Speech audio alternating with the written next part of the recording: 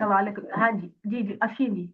हाँ जी जी, अस्सलाम वालेकुम। वालेकुम सलाम। अपा मेरा सवाल ये है कि कुरान जैसे अरबी में पढ़ते हैं और तर्जुमा पढ़ते हैं तो बहुत लंबा हो जाता है, तो हम खाली तर्जुमा पढ़ें समझने के लिए, तो ये कैसा रहेगा? कभी दिल चाहे, देखिए जो अल्लाह के अल्फाज हैं वो दिलों को सुकून तो देते हैं ना, लाजमी तौर पर। लाजमी तौर पर उससे दिलों में क्लोजनेस महसूस होती है, अपनाई होती है। लेकिन किसी वक्त अगर आप खाली तर्जुमा भी पढ़ना चाहें तो उसमें भी कोई हर्ज की बात नहीं। हम्म। खाली तर्जुमा आप पढ़ना चाहे, कोई बहुत ही फ्लो हो तर्जुमे के अंदर, वो आप पढ़ना चाहे पूरी कंटिन्यूटी के साथ, तो उसमें भी कोई हर्ज की बात नहीं है।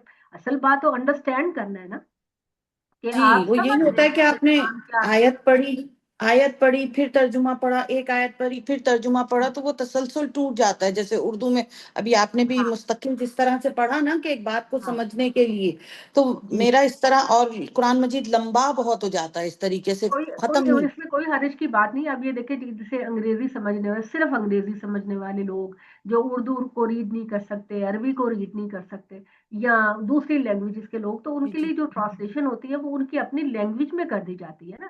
साथ में छोटा हम्म। सा मतन तो होता है उसका, कुरान का होता है, टेक्स्ट होता है। लेकिन अगर वो नहीं पढ़ सकते तो फिर वो अपनी ही ट्रांसलेशन में कुरान तो पढ़े, कम से कम उसका मफहूम तो समझे।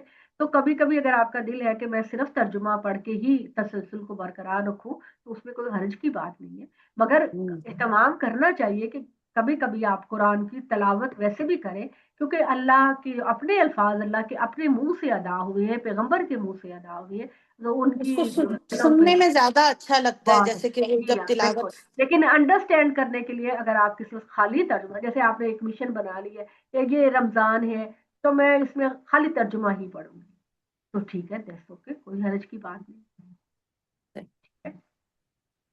वो और यही किस कहते हैं ना, एक एक अल्फाज पे इतनी नेकी है, ये अल्लाह के अल्फाज हैं, पढ़ने चाहिए। नेकी तो अब आपकी सोच ने पैदा कर दी है ना, कि कर। आपने कह दिया कि मैं अल्लाह की बंदी हूँ और मैंने अल्लाह का दीन सीखना है और उसके मुताबिक अमल करना है, तो अब तो आपका सांस लेना भी नेकी है।